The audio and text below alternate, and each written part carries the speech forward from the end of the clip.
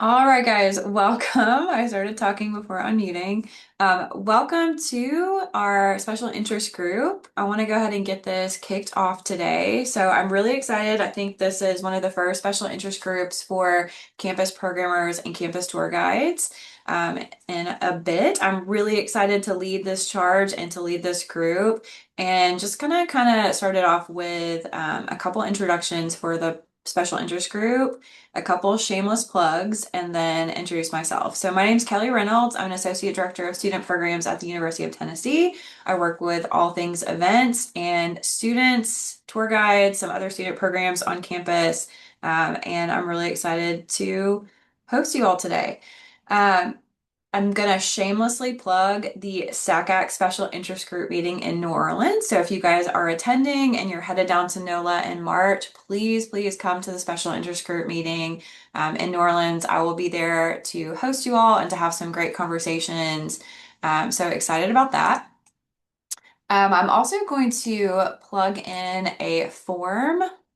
I'm going to send it out to everybody. So this is just a little Google form if you guys are interested to sign yourself up for the special interest group. I'd love to just kind of get a list going of members that are interested in just any updates that come out, any future meetings that we have, and if we want to ever survey or just learn and grow from each other, just to get a list going. So please fill that out.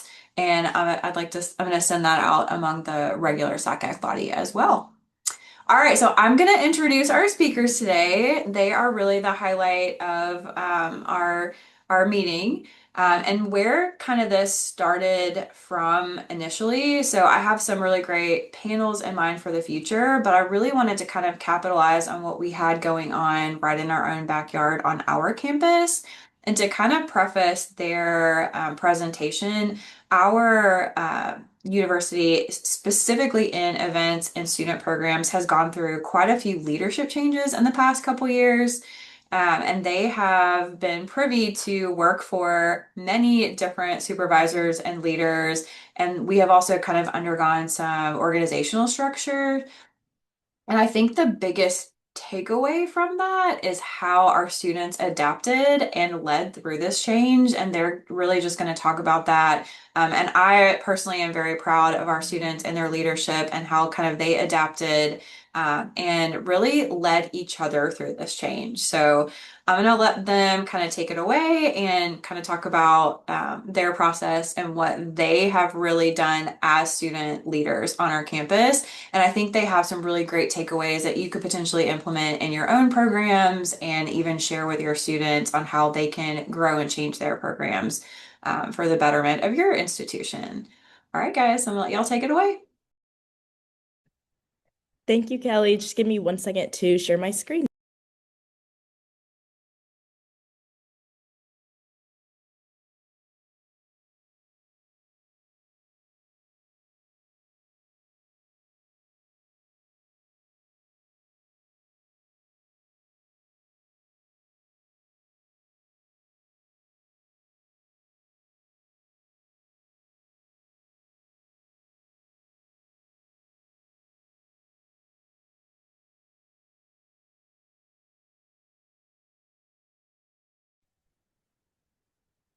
Hey guys, so I want to kick us off with this presentation here today. There's a big difference between a student who's involved and a student who's invested. Involved students show up, invested students step up. They lead trainings, manage transitions, sustain culture, and extend the reach of your staff. Today, you'll see how the University of Tennessee built a model where student leaders isn't an accessory, it's the engine that builds culture, carries traditions, and create continuity long after the staff turns. Kick us off, get started with some introductions of us as presenters. I'll start. My name is Marlon Tully. I am a senior majoring in psychology with a minor in human development and family sciences on a pre-law track from Brooklyn, New York. My name is Cameron Sanchez. I'm also a senior. I'm from Brentwood, Tennessee, and I'm studying marketing and entrepreneurship. Yeah, and my name is Jace Hoffberg. I'm also a senior from Charlotte, North Carolina, studying sports management with a minor in business. Some things you can expect to take away from this presentation is one, how student leaders can sustain culture. Two, how student-led training and mentorship drives retention. Three, how culture creates stability through transition. And four, lastly, how a strong program relies on empowered student leaders.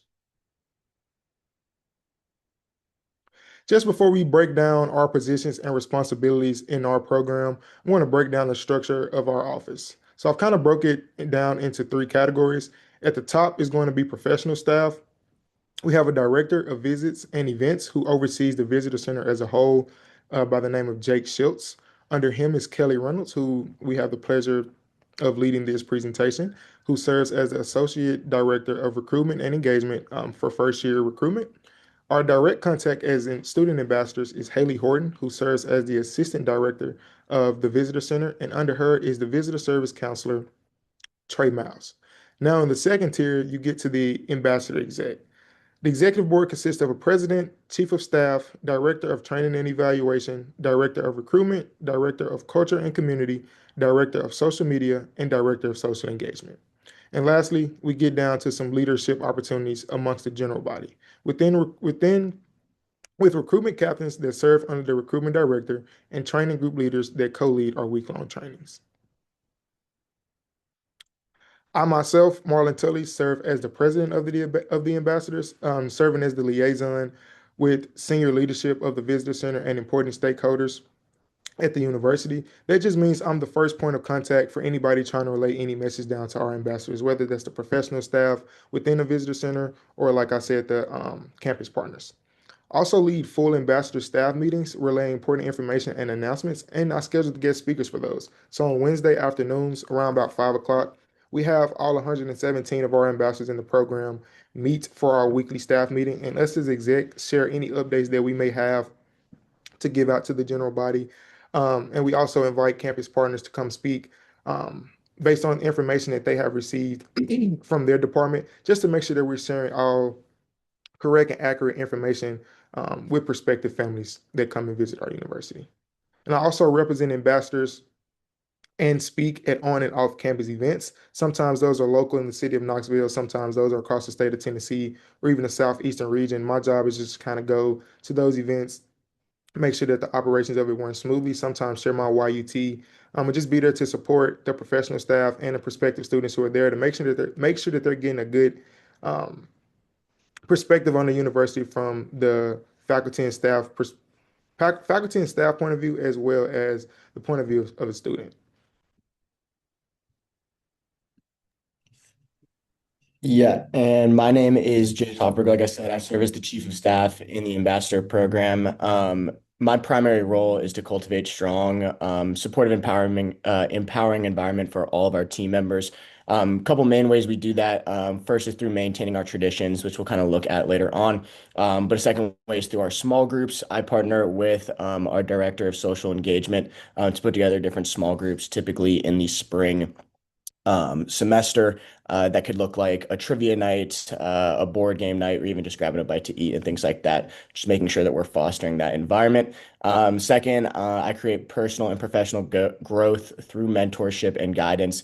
I was able to create our first inaugural Big Little program, which has been our mentorship program here this year. And we'll look at that again later on. I also advise on creating student staff schedules as well as serving as the student lead for our event days. So I partner with Haley Horton, who is the assistant director of the visitor center, to put together those student scheduling. So whether that is our tour partners or desk pairings, as well as staffing those event days and things like that as well. Then also pictured in that picture with me, that is my assistant Josiah, and he has come on in the past couple months and helped me with things like events as well as scheduling and Big Little.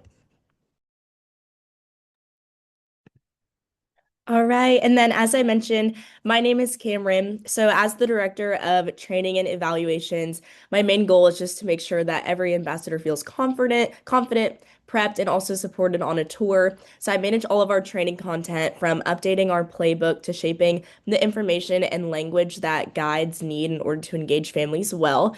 Throughout the year, I build training programs, which includes our largest week-long session in May to develop skills and also uphold the standards we expect on tour. I also lead our evaluation process each semester. This means I run our student-led evaluation committee, I give constructive feedback, and also help guides grow through a developmental approach. I also serve as a point of contact for new members as they first join the program and then throughout the year after that. Overall, my role exists to support our tour guides, strengthen our training, and just keep us consistently improving. Yeah, while all of this sounds great, we have actually faced some key challenges over the past 2 to 3 years. The biggest two challenges we face is transition through professional leadership and ambassador buy-in to the culture.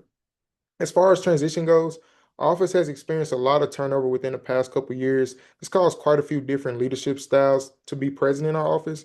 And additionally, these dynamic changes brought a change to our organizational structure as our office planned for future eternal growth. Finally, this left us with a need for consistency and trust.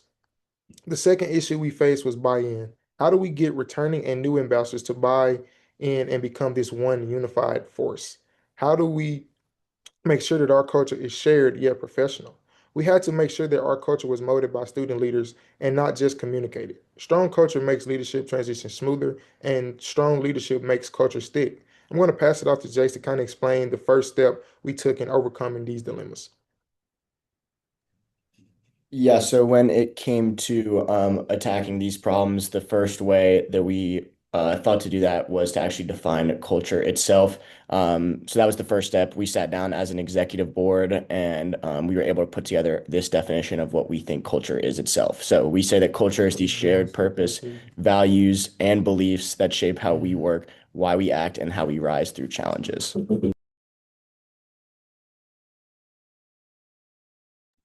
Before we get ready to show you what we came up with for our own culture, we want you to take a second to think about either what your culture looks like currently or how you want your culture to look ideally. So just take a second, reflect on your experiences so far, and kind of drop those in the chat for me.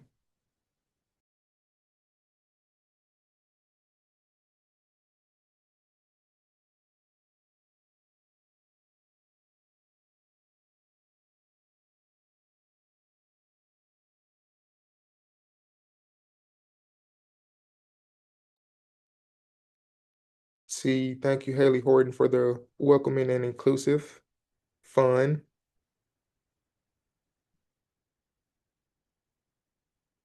A few more seconds for you guys to think about that and kind of get that in the chat, just to get your minds going for the rest of the presentation.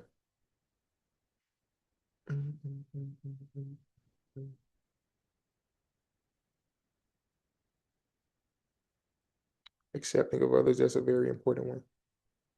But yeah, all of those are great. I want to kind of kick it off to Jace to, again, like I said, kind of just further take a deep dive into what our culture look like here as ambassadors at the University of Tennessee. Yeah, so kind of just to introduce the chief of staff role, because I know a lot of student organizations might not have this, but it was introduced back about a year ago now at this point in the fall of 2024. And originally it was created to be a liaison between the ambassadors as well as the pro staff we mentioned earlier. So I really am the first point of contact for our ambassadors themselves, any sort of problems, questions, comments, concerns, or even just ideas. I'm the one that's kind of taking them in and then delivering it up to our exec board as well as our professional staff. So kind of an easy way to think of how it started. I always like to kind of almost think of it as like a mix between a social engagement chair as well as almost HR. But when it was implemented, the goal was to kind of eliminate those problems or alleviate those problems through just one role itself. But it really became so much more than that. Over the last 6 months, we've been really able to transform the position as a whole to kind of just become the Swiss Army knife of the executive board and kind of the ambassadors as a whole. So, kind of one thing that I've been able to initiate, one initiative I've been able to put in, really the first big one we were able to do was our inaugural Big Little program. So, I introduced that this past fall. And for years, we've kind of wanted to implement this program, this mentorship program. Different people running for positions have come to the table with it, but really the kinks of it have never been able to be worked out. So in March of last year, when I was elected, I kind of wanted to make this our first big goal. So I sat down with one of our bosses, Trey Miles, and I was able to create this program, not only for new members to be greeted into the program with a friend, but also to have a mentor from day one. So we really wanted to hone in to that mentorship aspect of it. So with that came a couple of key responsibilities. The first one was to continue the training that you'll hear about later on from Cameron, but that continuous growth and training for our tour guides themselves, making sure that our bigs are either meeting with their littles like via Zoom or FaceTime to run through the tour, or even taking them out on the tour itself and running them through, making sure that they feel comfortable about that tour. And then also checking in with them all throughout the semester when it comes to the tour as well. But then second, like I said, is making sure that you are that friend to your little. So requiring things like dinners, lunches, or even just hanging out with your little to make sure that you keep fostering that relationship with that little. And then on top of that came a bunch of awesome social events we were able to do. Once again, partnering with our director of social engagement, we threw a big little pickleball tournament and things like that, which has really helped foster that growth as well. But kind of going off of that, big thing that I've been able to have a part of has been our events this year. New in the position again this year, I've had to be able to be the student lead on our event days. So, a bunch of different events that we hold. Our biggest one is Big Orange Preview. Have about 3,000 prospective students here on campus, kind of show them the ropes of campus and things like that. Another popular one is Rocky Top Tailgate. So we actually throw a tailgate for prospective students. They get the chance to take a tour if they'd like, but also just have food, games, things like that, and then give them the chance to buy a ticket and actually go to the game in Neyland Stadium, get that Neyland Stadium atmosphere, which is pretty awesome. So serving as the student lead for those event days has been super beneficial, not only for our ambassadors, but our pro staff as well. So just making sure that there's a middleman between any sort of problems happening on the day of, between our ambassadors and our pro staff. Any sort of those problems, I'm going to take them in first and then send them up to pro staff from there. And on top of that, I assist with scheduling, like I mentioned earlier. So making sure that we're briefing our ambassadors on where they need to be, what they're doing, as well as making sure that we have enough tour guides, student panel speakers, wayfinders, room greeters, and things like that. Then, as usual, continuing to build that team dynamic. We'd like to celebrate afterwards with things like dinners or even just hanging out at someone's house afterwards to build that camaraderie. But kind of going off that camaraderie, maybe the most important thing I've been able to have a part in this last year has been our campus tradition. So we are a longstanding program. We've been around for a while, so we do have a lot of traditions that come with that. Two big ones for us are going to be our cabin weekend as well as banquet. Cabin is what it sounds like. We get together, we take advantage of being in the heart of the Smokies. We rent out a cabin for the weekend and then go up and do all sorts of team building events, which is pretty awesome. Honestly, the one thing we do where probably the most buy-in comes from, usually in the spring, and a lot of people will tell you they meet their best friends at cabin, which is pretty cool. Second is going to be banquet. So your classic year-end banquet, celebrate our seniors going out and give out different superlatives. Two main ones that we give out are going to be Ambassador of the Year as well as New Member of the Year. But definitely most importantly for me is going to be Reveal Night.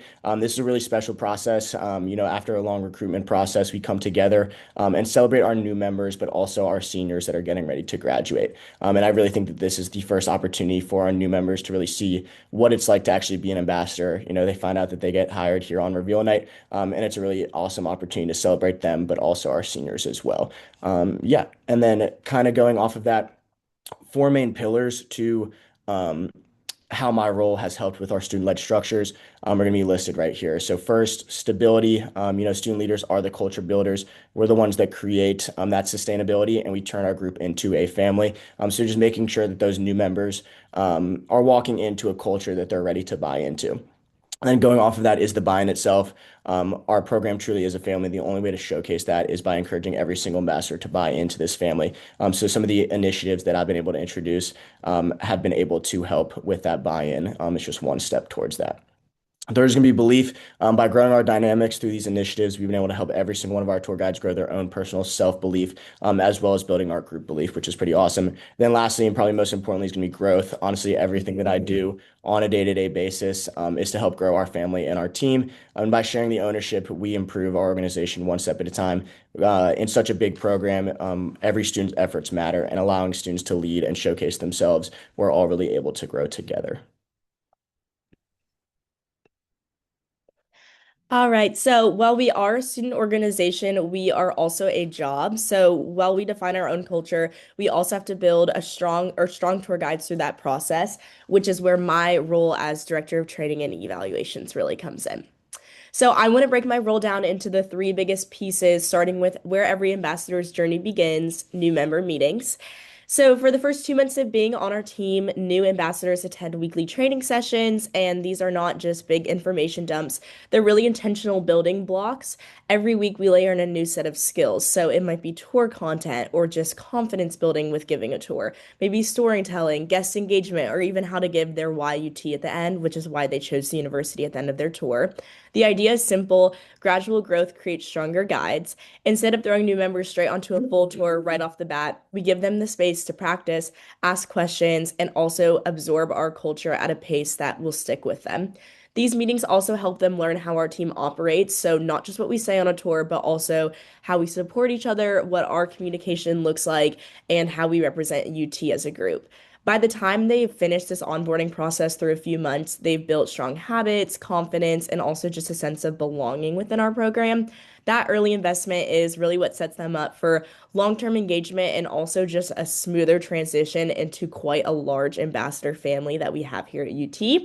Once they've gotten those fundamentals down, we take everything to the next level with training week. Training week is really where everything comes together. This is our biggest training moment of the year. It is a full week where we just get ready for the year ahead. We break everyone up into small groups so that the experience is hands-on and personal. A few of our returning ambassadors are going to serve as group leaders, and then everyone else, both new members and returning members, are mixed together so that the whole team can practice side by side, build connections, and also just get to know new people. Training week recenters our culture. It really reminds us this is who we are, how we show up for each other, and also the experience that we promise every single family who visits UT. Throughout the week, we combine updated information, scenario-based learning, and definitely a lot of team bonding to build momentum that'll carry us through the upcoming semester ahead. We always add some fun as well. So every single year has a theme. This past year was Ambassador Camp, which is essentially summer camp, but UT style. Groups wore matching bandanas. We compete in things that are more traditional for our program, like Ambassador Olympics. We did UT trivia. We even had a dirty soda bar, grab morning coffee together, whatever it was, even going out for team dinner after training, just ways to make connections within the programs. Those shared moments really are what end up making the week so memorable and also help everyone feel like they're some part of something bigger on such a large state campus. Because the whole team is together, new and returning members learn from each other constantly. The peer-to-peer learning is what really makes our visitor center so strong. It's students teaching students and also students leading other students. Training, though, is only one side of growth, and the other side, and honestly, what I think is one of the most important of my role is going to be evaluations. So, evaluations is where growth definitely becomes more real. Each semester, we run a full evaluation process that is entirely student led. So, after our tour guides have trained both in the spring semester and then our week-long May training, they start giving tours in the fall semester, and we essentially have experienced ambassadors apply to join an evaluation committee. Once selected, they're trained on a scoring rubric so that every single guide, both returning and new, is evaluated both consistently and fairly. Committee members follow a full tour from start to finish, the welcome, the walk, the transitions, the stories, the engagement, the exit, all of it. And after the tour, they actually are able to sit down with the guide that went with them and give structured feedback. So this is really growth focused. It's going to be confidence building feedback that just helps every single guide become the best version of themselves on tour. What really makes this so powerful is that it's peer driven. So this student-led process is going to be students learning from each other, pushing each other, supporting each other, just keeping our standards high and our culture strong, no matter how many transitions or changes happen behind the scenes in our program. So when you look at these three components, both onboarding, training, evaluations, you can see that investment is really a strategy for us. And what we get out of that is, and the reason that student structures really work for us is these four reasons. First, trust. You have students pairing with students, both new and returning members grouped together. So that really creates this trust within our program that both under and upperclassmen can lean on each other. As far as performance goes, not only are they learning the tour during training week, but we continue to uphold those standards throughout the semesters ahead with our evaluation process to really make sure that, no matter where a family's coming from or how long they're at UT, we give them that same experience every time, which is exactly what consistency looks like for us. Every tour is going to be different depending on the person that gives it and their personality, but families are always going to be getting the same information, and it's going to be the most up-to-date information we can give them. And then, of course, continuity with this is the last thing. By having students be the leaders within groups, whether it's during training week or even having students on eval committee, it's forming general ambassadors into a leadership position that might turn into an executive position eventually. So we really are trying to have people get into leadership early on and put that investment into our program.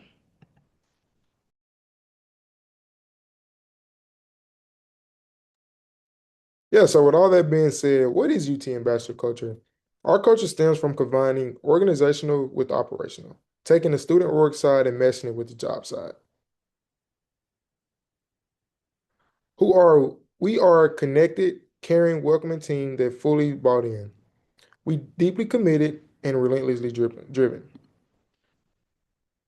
On this slide, I want to talk about how we attack transition, not just survived it, not just reacted to it, but proactively created a system where our program thrives even when people change. First step was stability.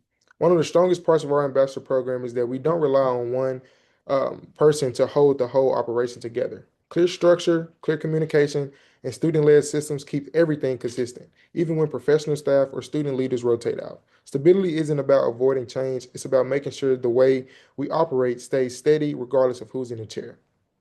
Second thing we did was build that strong culture. Culture is our continuity. A value driven ambassador culture makes sure everybody, new members, returning members, and incoming leaders, always know how we do things here. When our culture is strong, transition feels smoother because the expectations, the standard, and the energy stays the same. And lastly, that's student leadership, empowering those student leaders. This program works because student leaders aren't just figureheads, they're empowered. They carry knowledge, they model the behaviors we expect in the organization, and they bridge the gaps that naturally happen during staff or leadership transitions. When student leads well, transition doesn't feel like a disruption, they feel like progress. So, overall, attacking transition means we stay stable, we protect our culture, and we elevate student leadership. That's how we keep moving forward no matter what changes around us.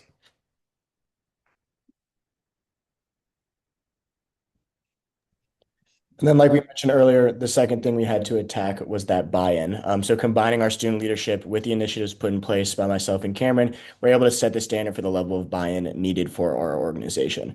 By giving ambassadors the confidence to give strong tours, that gives them the confidence to show up and buy into the culture that we've developed. That combined with giving members fun, interactive ways to grow a family, really helps build that culture and that buy-in. Okay, and then just a few last things that you could take back to your own programs to really strengthen your student leadership. The first one that we believe is really important is just the pipeline that we have of students coming in, first joining the ambassador program, so starting off as a general ambassador, and then moving from there to a committee or a leadership position to an assistant position, and then even our executive board. Just like within an internal business, there is ways to move up on the ladder. We have the same thing within our own ambassador program, and that is really those leadership pipelines are really what help a lot of students start off as general members and then end up on executive board throughout their time here as an ambassador. again, having that responsibility early on. So being group team members, maybe even doing things like VIP tours or just taking a step up on an event day, whatever it might be, starting leadership early on is really about handing off some of that responsibility and bringing in more people where you can. Of course, we're going to have feedback as well. So, whether it's with our evaluation committee, giving feedback to guides, making sure that correct information is relayed, or even just with our Big Little program, having bigs, teacher littles, not just the tour, but also showing up for things after, really buying into the program and giving them the encouragement to potentially lead in the program. All of that creates feedback loops right here in our ambassador program. And finally, this all wouldn't mean anything without our culture, our traditions and culture really at the root of what we do. So within our executive board, it's something that we all prioritize. And then on a daily basis in our program as well, it's definitely something that we're not willing to shift on, and it really is what builds that culture and buy-in, as Jace was talking about within our program. It's one of our most important aspects.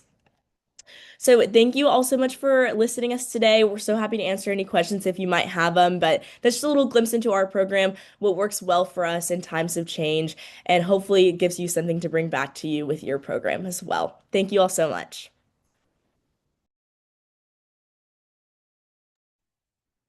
Thank you guys. Y'all did a wonderful job. I want to just give us a couple minutes to see if any of the attendees wanted to drop any questions in the chat while we had our students still here. And I'm gonna go ahead and kick it off by asking my own question just to let them think for a second. So, from your perspective, what was your biggest takeaway from what you learned as a leader leading through change? Like, maybe like what was the hardest part and what did you learn from that?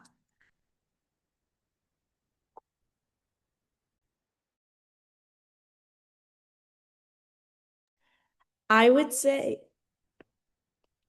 I would say that one of the biggest things I learned is that just because you're in a position definitely doesn't mean you can't do it all by yourself. So I found myself really relying on other people just on our exec board. I think one of the biggest things for us was making sure we were all on the same page. So there was quite a bit of change. I think I've had, at this point, maybe 3 or 4 bosses in my last 4 years in this program, but the one thing that always stayed the same was my coworkers around me and our love for our university. So just relying on that, making sure that, every time someone new came into the office, we showed them that why we love our program so much is because why we love our school. It's the same reason. We're all just motivated by the same spirit. So I would just say like making sure we were all on the same page, making sure we all had that same spirit, and just knowing like that just because things were changing with staff or with turnover didn't mean that our program was necessarily going to lose that spark that it's always had. So just trying to, be like a united force with that, and, present to staff the same welcoming arms that we would give any family who's going to UT for the first time, the same thing that's in this office, I think was important to me, and I'm sure others as well during our time of change.